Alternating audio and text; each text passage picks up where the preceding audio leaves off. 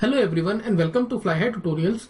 Guys, आज हम discuss करेंगे डिजिटल इलेक्ट्रॉनिक्स में लेक्चर नंबर 55 और इसमें हम बात करेंगे रिंग काउंटर्स के बारे में। इस लेक्चर को देखने से पहले अगर अभी तक आपने इसके प्रीवियस लेक्चर्स को नहीं देखा है तो आई बटन पर क्लिक करके उनको भी देख लीजिए ताकि ये लेक्चर समझना आपके लिए आसान हो जाए। उसी के साथ साथ जो डिफरेंट सब्जेक्ट्स पर हमारे लेक्चर्स हैं इंक्लूडिंग डिजिटल इलेक्ट्रॉनिक्स, उनको आप चैनल प्लेलिस्ट में जाकर भी देख सकते हैं। तो चलिए स्टार्ट करते हैं। सबसे पहले अगर आप न्यू है चैनल को अब तक सब्सक्राइब नहीं किया है, सब्सक्राइब भी कर लीजिए और उसके साथ में जो नोटिफिकेशन बेल है उसको प्रेस कर दीजिए ताकि न्यू लेक्चर अपलोड होने पर नोटिफिकेशन आपको मिल जाए। और जो चैनल है हमारा नॉन टेक सब्जेक्ट से रिलेटेड फ्लाई हाई क्लासेस के नाम से, उसको भी सब्सक्राइब कर सकते हैं। लिंक मैंने डिस्क्रिप्शन में दिया हुआ है। तो गाइस, जो रिंग काउंटर्स हैं, आपके रिंग काउंटर्स के बारे में आप ये समझ लीजिए, जो आपके शिफ्ट रजिस्टर्स होते हैं उन्हीं की एक एप्लीकेशंस है। और शिफ्ट रजिस्टर के बारे में हम अपने आने वाले लेक्चर्स में डिस्कस करेंगे। काफी इजी है तो थोड़ा सा आप उसके बारे में समझ सकते हैं कि जो रजिस्टर्स होते हैं, register simply group of flip flops हैं जो कि आपके बाइनरी नंबर को स्टोर करने के लिए काम आते हैं। तो आप कह सकते हैं कि हर एक बिट को अगर आपको स्टोर करना है तो आपको एक फ्लिप फ्लॉप चाहिए होगा, या सिंपली आप ये कह लें कि अगर आपको कोई 8 बिट का बाइनरी नंबर को स्टोर करना है तो उसके लिए आपको 8 फ्लिप फ्लॉप्स चाहिए होंगे। ठीक है, तो ये होगी रजिस्टर के बारे में बात।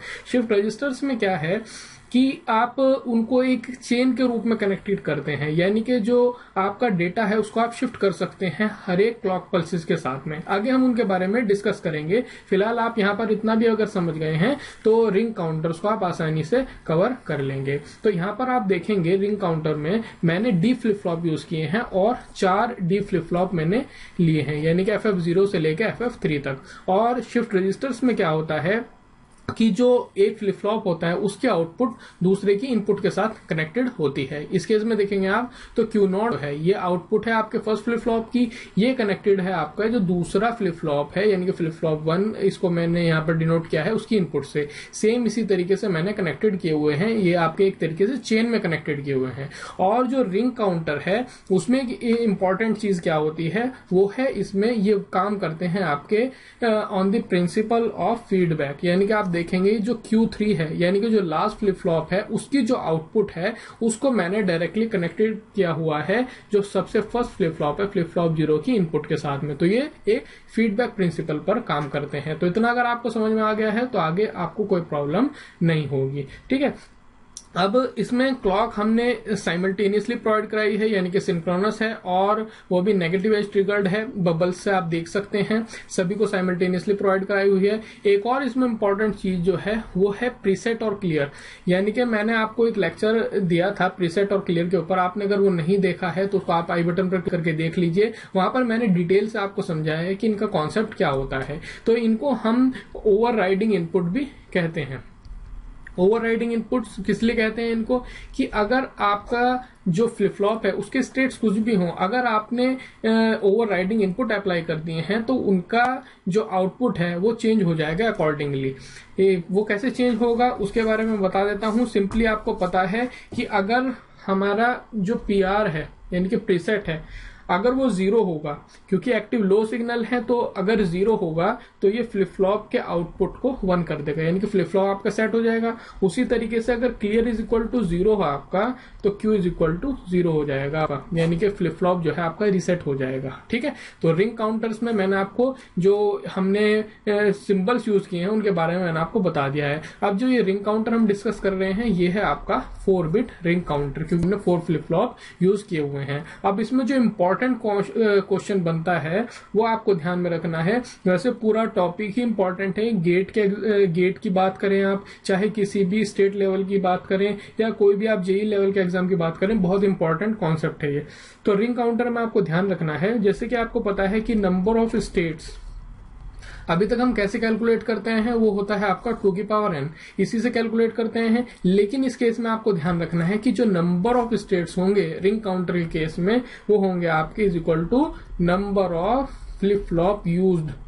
ठीक है, ये चीज आपको ध्यान में रखनी है। कई बार इस पे क्वेश्चन आ जाता है और स्टूडेंट्स इसमें बहुत ज्यादा मिस्टेक करते हैं। तो इस केस में अगर हम 4 बिट रिंग काउंटर की बात करते हैं तो नंबर ऑफ स्टेट्स इसमें कितने होंगे, 4 होंगे। ये चीज आपको ध्यान में रखनी है यहाँ पे।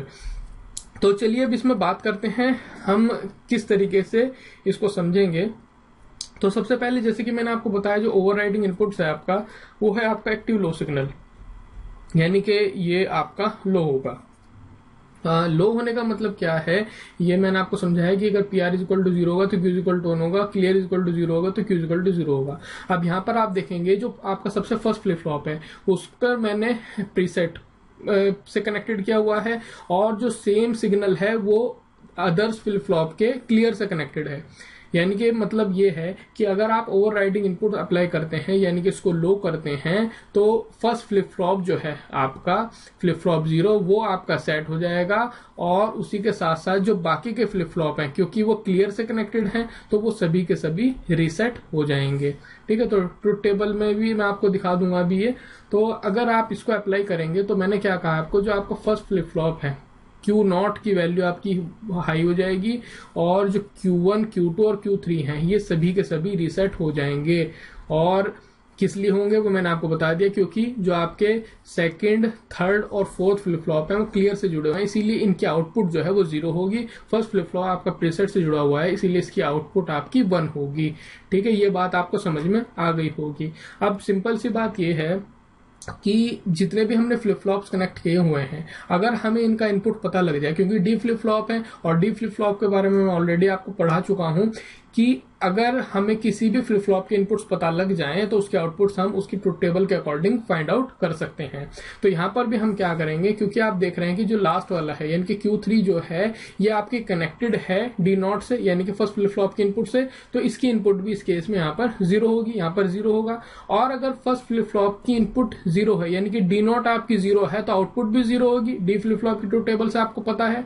उसी तरीके से Q0 आपका D1 से कनेक्टेड है, यानी कि फर्स्ट फ्लिप फ्लॉप की जो आउटपुट है वो सेकंड की इनपुट से कनेक्टेड है, और फर्स्ट फ्लिप फ्लॉप के आउटपुट पर आपका 1 है, हाई है, तो यहां पर भी 1 होगा। और अगर इनपुट सेकंड फ्लिप फ्लॉप के लिए 1 है तो आउटपुट भी 1 होगा। ठीक है, उसी तरीके से ये 0 है, यहां पर भी 0 होगा तो यहां पर भी 0 मिलेगा आउटपुट, Q2 पर भी 0, Q3 पर भी 0 मिलेगा। ठीक है, यह समझने में आपको कोई प्रॉब्लम नहीं होगी। तो अगर आप यहां पर हम ट्रुथ टेबल में लिखें तो मैंने क्या कहा आपको, सबसे पहले हमारा जो ओवरराइडिंग इनपुट है वो हमने लो किया हुआ है, और क्लॉक की वैल्यू आपकी कुछ भी हो तो उस केस में आपको क्या मिल रहा है, Q0 आपको 0 मिल रहा है, Q1, Q2 और Q3 आपके 0 हैं क्योंकि वो क्लियर से आपके कनेक्टेड हैं। ये बात आपको समझ में आ गई है। उसी के साथ साथ अगर आगे के लिए हम क्या करेंगे, ओवरराइडिंग जो आपका इनपुट है उसे हम हाई करेंगे। ठीक है, अब हमें एक ही बार लो करना है, उसके बाद हम थ्रू आउट उसको हाई रखेंगे। तो अगर हमने हाई रखा और जो फर्स्ट क्लॉक आपका आई है, अब की ये नेगेटिव एज ट्रिगर्ड है, तो उस केस में क्या हुआ, आपका Q0 आपका 0 हो गया, Q1 आपका 1 हो गया, Q2 0 हो गया, Q3 0 हो गया। यहां पर आप देखेंगे मैंने क्या बताया आपको, Q1 आपका ये देखिए 0 हो गया, Q1 आपका 1 हो गया, Q2 0 है और Q3 भी 0 है। इसी तरीके से ये जो लास्ट वाला 0 है ये फिर से आपका D1 के पास आएगा यहाँ पर, तो ये 0 है, तो इस बार Q0 भी 0 मिलेगा फिर से, फिर 0 आपका यहाँ पर कनेक्टेड है तो Q1 भी आपको 0 मिलेगा, लेकिन यहाँ पर लास्ट टाइम 1 था तो ये 1 यहाँ पर शिफ्ट होगा, और जब ये 1 यहाँ पर आएगा तो इसकी आउटपुट भी यहाँ पर 1 होगी, और यहाँ पर ये 0 था तो यहाँ पर भी 0 होगा, तो यहाँ पर Q3 पर भी ये आपका 0 होगा। ठीक है, तो इस बार आपने सीक्वेंस देखा वो है 0 0 1 0। इसी तरीके से आप अप्लाई करते रहेंगे तो जो आपका 1 है ये आपका रोटेट करता रहेगा। ठीक है, क्योंकि रिंग में आप देखते हैं, रिंग में क्या होता है आपके कि आप किसी एक जगह से पर्टिकुलर से स्टार्ट करते हैं और आपको एक पाथ फॉर्म करके वहीं पर आना होता है। तो हमने यहाँ पर स्टार्ट किया था 1 से। ठीक है, यानी कि जब हमने ओवरराइडिंग इनपुट्स आपके अप्लाई किए थे तो था 1 0 0 0। अब आपको यही सेम सीक्वेंस लास्ट में भी मिल जाएगा। तो यहाँ पर ट्रुथ टेबल से आपको समझ में आ जाएगा कि जब आपका दूसरी क्लॉक पल्स आई है उस केस में आपको क्या मिला, 0 0 1 0। उसी के साथ साथ फिर से क्लॉक पल्स आपने अप्लाई करी और ओवरराइडिंग इनपुट्स आपके अब एक बार के बाद में कंटिन्यूअसली हाई रहेंगे। तो फिर क्या मिलेगा आपको, 0 0 0 1, और उसके बाद आपको जब आपके सब ये मिल जाएगा सीक्वेंस तब आपको फिर से क्या मिल जाएगा, 1 0 0 0। ठीक है, तो इस तरीके से आप देखेंगे हमने स्टार्ट किया था इसके साथ 1 0 0 0 और एंड में भी आपको यही मिल गया है 1 0 0 0, यानी कि आपने एक तरीके से ये रिंग फॉर्म कर लिया है।